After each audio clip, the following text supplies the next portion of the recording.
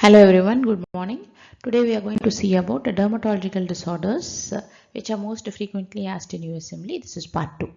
So let's talk about sporotrichosis. Sporotrichosis, the moment I say sporotrichosis, what you should know is it is caused by the fungus, which is a dimorphic fungi, and that is called by the name Sporothrix. How is it transmitted? It is transmitted by rose thorns. So sporotrichosis should associate in your mind with the rose thorns and also with the twigs and the soil, obviously, isn't it? Then the fungus, how does it enter? It enters through skin breaks and it spreads through lymphatics. This is a AI-generated picture, but generally how it will be is it will spread directly through lymphatics. So it will not be hither, but then it will be oriented on a straight line, that is oriented on the straight lymphatics. Okay, so here you should, and the treatment is oral itraconazole. How will this knowledge be tested? They will ask you, a middle-aged man who is a gardener, and they will show you a presentation like this, and they will ask you for the mechanism for this patient's condition. The answer is lymphangitis, because it is sporotrichosis is due to it is called as lymphocutaneous sporotrichosis. Okay, so the image will be something which is an erythematous lesion which is streaking towards the axilla. That's how the image will be. Now you should know that the another thing is when there is an initial lesion, like when they get pricked by a rose thorn, how will it be? It will be a painless papule at the inoculation site, mostly on the fingers or else in the hands. It can be anything. Okay, and from there will be chains of nodules which develop along the lymphatic channels. There will be chains of nodules. These nodules may ulcerate, they will be creating draining sinuses too. Okay. Sometimes it can result in rare dissemination to the lungs, joints, or to the CNS in immunocompromised. So here they might give you, this knowledge will be tested as they will give you a question where a guy goes for hiking and he scratches his face with a stick and he gets a papule on the cheek that ruptures into the oral cavity, causing draining sinuses. Here this presentation is almost similar to craniofacial actinomycetes, isn't it? But the answer is sporotrichosis. So this is the just to again reinforce, this is how it is, and it presents as a painless papule at the entry site, a nodular lymphangitis, ulcerative lesions, and the most high yield case scenario will be a gardener with a hand lesion, or a hiker with a face sinus tract, or even a forestry worker with a lymphangitis. The treatment for MLE exams, you need to remember that you need to give an oral itraconazole. That is the treatment. What about tinea versicolor? So if you look here closely, this is how tinea versicolor looks. So it is caused by the yeast Malassezia furfur. Mostly it is hypopigmented macules with fine scales. How will they be detected? They will be detected by KOH preparation, which shows spaghetti and a meatball appearance. The treatment for tinea versicolor is selenium shampoos or topicals. What about the diaper rash? Diaper rash is quite interesting. So we know, we are all quite obviously, but here how will they confuse you is they will give you a presentation like 2-month-old girl who has a red papules in the groin area as well as in the intergluteal cleft, and the family has a history of asthma. So what is the diagnosis? Diagnosis is diaper rash, and even though they give you a family history of asthma, that is to check your knowledge whether you know it well in and out. So but it is not atopic dermatitis, because in atopic dermatitis it is mostly red, dry, scaly patches, obviously, but atopic dermatitis will be present on the extensor surfaces mostly. Atopic dermatitis will not be present on the skin, groin, or in the perianal area. So when in these cases, when it appears in the skin, groin, or in the perianal area, it is mostly due to candidal diaper rash. What about the nosocomial infection? So the candidiasis versus atopic dermatitis is what we saw in the previous slide, but candidiasis can also occur in those who have been exposed, who have been taking IV drug use for a prolonged time, or also who been having a prolonged hospitalization, or who are on broad spectrum antibiotics. So those people are being exposed to their immunity is the in broad spectrum antibiotics, the normal commensal is being eradicated, so therefore they are more prone for candidiasis. So this knowledge will be tested as a middle-aged man who is an IV drug user treated for 6 weeks in hospital on broad spectrum antibiotics. Now intertriginous red rash is seen. Organisms are cultured. So as I previously told you, intertriginous red rash is mostly common for mostly occurs in candidiasis, and the organisms are cultured as purple budding organisms. What is the diagnosis? Diagnosis is candida. The broad spectrum antibiotics cause an increased risk of candidal infections. What about cellulitis? What is the most common etiology of cellulitis? There are two conditions which you should know. Cellulitis is infection of the dermis as well as the subcutaneous tissue. Erysipelas is infection of the that I will tell you in the next slide. So cellulitis is the infection of dermis and subcutaneous tissue, and the most common organism for cellulitis is Staphylococcus aureus more than Streptococci pyogenes. So how will you treat cellulitis caused by Staphylococcus aureus? Here I am going to tell you an important point which you should know. So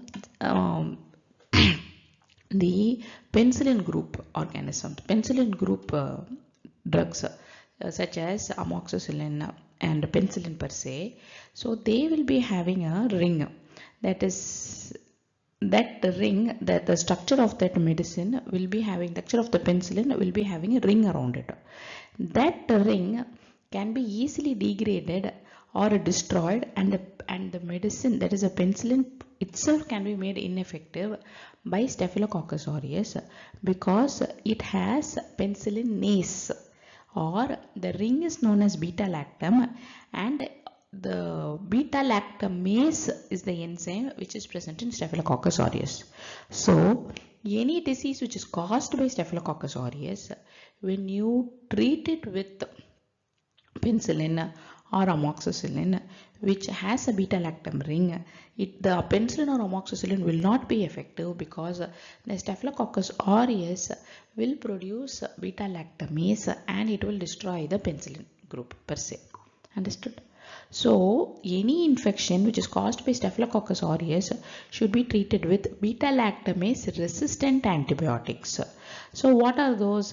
Methicillin, dicloxacillin, first generation cephalosporin such as cephalexin, or augmentin which contains amoxicillin and clavulanic acid.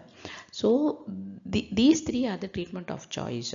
So if you know the concept and if you know which organism causes which disease, then or which condition, then it is very much easy to correlate. See, say for example here, a 42-year-old male who has a fever of 108 degree Fahrenheit, diffuse pink lesion. Then what is the most appropriate treatment? The treatment is the three which I had already told you. What about erysipelas and vesicellulitis? Erysipelas is that which will be affecting the dermis as well as lymphatics. It will look fiery red appearance. So it will, but it is not. It is not something which has to be totally alarmed. It looks like that. Okay. So here erysipelas is caused by group A streptococci, and the first organism that causes erysipelas is group A streptococci. The second organism which causes erysipelas is Staphylococcus aureus. So therefore, when a patient presents with erysipelas, we will not know whether it is group A streptococci or it is Staphylococcus aureus. So it is better to treat for Staphylococcus aureus. That is dicloxacillin, methicillin, cephalexin, amoxiclavulanic acid, because it covers both the organisms. But if you know for sure that the involved organism is only Streptococci pyogenes, not Staphylococcus aureus. Say for example, they are presenting with pharyngitis, which is caused only by Streptococcus pyogenes and not Staphylococcus aureus. In that case, you can use penicillin group, amoxicillin alone. You need not have to go for methicillin, beta-lactamase resistant to drugs such as methicillin, doxycycline, cephalosporins, or augmentin. This alone will do. Okay. What about impetigo? Impetigo, 70% of the time impetigo is caused by Staphylococcus aureus. 30% of the time impetigo is also caused by group A streptococci. So, but we are treating the impetigo with only mupirocin. Why? So, now you might ask me, mupirocin, only topical mupirocin is the treatment of choice almost always. Impetigo will present in this way, where it will be presenting as honey colored crusts. Okay. Mostly they will give you like a weeping papules, and it is present with superficial vesicles also. Fine. So here you should know that since this is also caused by Staphylococcus aureus and group A streptococci, you might ask, won't this cause, aren't we supposed to treat them with methicillin group of drugs? No need, because this is only superficial and this. Now, so topical mupirocin will do. What about the toxic shock syndrome? Toxic shock syndrome questions will be oriented towards immunology. So where they will be giving you a patient who is having a cellulitis and a BP of 80/70. Now the question asks, which immunological receptors are bound in this patient's condition? The answer will be MHC2 and a T cell receptor. The diagnosis is toxic shock syndrome.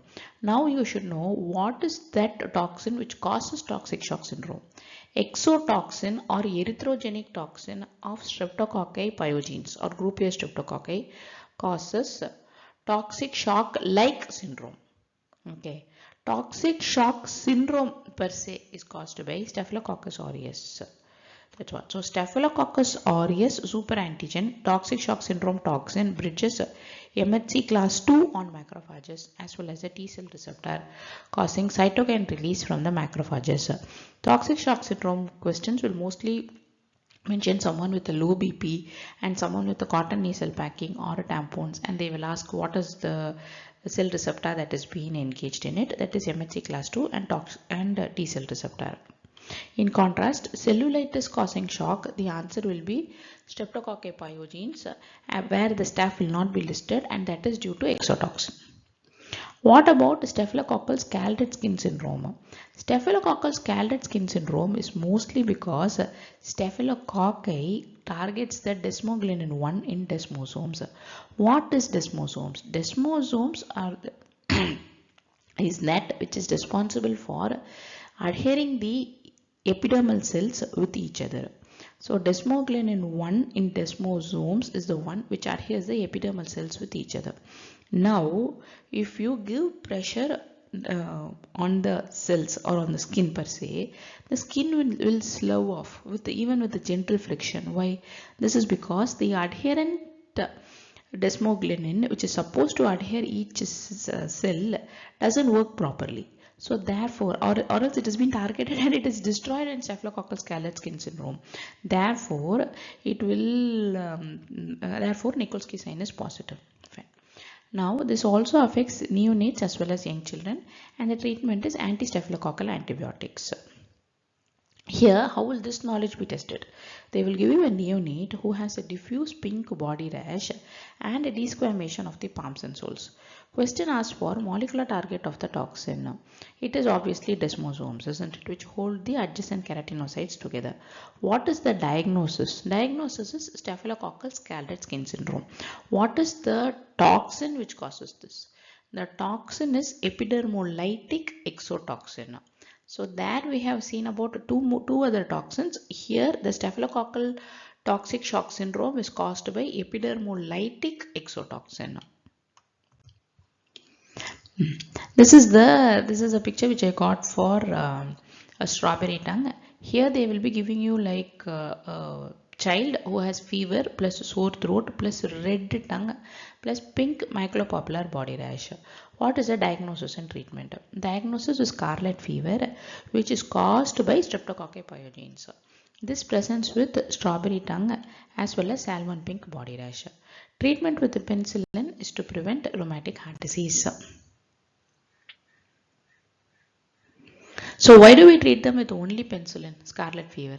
This is because the scarlet fever is caused by streptococci pyogenes. So when they have a strawberry tongue, when they have a salmon pink body rash, then it is because of streptococci pyogenes, which can be treated with penicillin group of drugs or penicillin. So because to prevent them from going into rheumatic fever, we need not have to treat with methicillin, augmentin and or first generation cephalosporins. What about post-streptococcal glomerulonephritis? Post-streptococcal glomerulonephritis is the streptococci impetigo, which we had already seen, which will present with a yellow crust. It is the one which is caused by streptococci pyogenes. Fine. Now we treat that with topical mupirocin. Streptococci pyogenes can also result in pharyngitis. So but you need to know the rule that impetigo, which is the one which is occurring on the skin, will not cause pharyngitis and therefore it will not lead on to rheumatic fever. But impetigo, which is a skin infection caused by yellow crusts, can affect the kidneys and it will result in post-streptococcal glomerulonephritis. This is an important concept that you need to know. So, how does it result in post-streptococcal glomerulonephritis? This is because of type 3 hypersensitivity with antigen-antibody complexes. So, this is the reason why we treated impetigo with only topical mupirocin. This is because impetigo is not going to cause pharyngitis or rheumatic fever. First one. The second point is but it causes post-streptococcal glomerulonephritis. In that case, we are supposed to, you can ask me, in that case, can't we treat impetigo with penicillin drugs? Of course we can, but it is not needed because post-streptococcal glomerulonephritis is not due to the infection per se. It is due to type 3 hypersensitivity with antigen-antibody complexes. Now, these immune complexes will get lodged in the glomerular basement membrane and therefore it will present with post-streptococcal. So, even if we treat with the penicillin or amoxicillin, it is not the infection that is causing this. It is the immune complex or our body hypersensitivity which is causing post-streptococcal glomerulonephritis, and therefore penicillin is not of any use to prevent PSGN. That is what you should know. Now the clinical manifestation of PSGN is hematuria, proteinuria, hypertension and edema 1 to 2 weeks post-infection. Fine. Now they might give you another topic which I want to tell you. It is about rheumatic fever. So I will tell you in continuity with this. I may give you a child who had fever plus rapid irregular jerking movements of the limbs plus falling rash is seen on the legs. So the rash will be serpiginous rashes. So therefore you should know that it is erythema marginatum. Here the question says that there is rapid irregular jerking movement of the limbs, which is obviously seen in rheumatic fever, isn't it? So the movements are nothing but they are sydenhamscoria, which is due to autoimmune attack against the basal ganglia. Here the condition is erythema marginatum and it is seen in rheumatic fever and the treatment is penicillin. Thank you for listening all this while. I am happy that you have come to the end of the slide. I hope this is helpful to you. If you have any questions, you can write to me. I am more than happy to clear all your doubts. I have an announcement for you. I am starting my mentoring lessons for medical graduates and USMLE aspirants. If you like my videos and if you like the way I teach, you can sign up for my mentoring class. I can't wait to see you succeed. Thank you. Have a good day.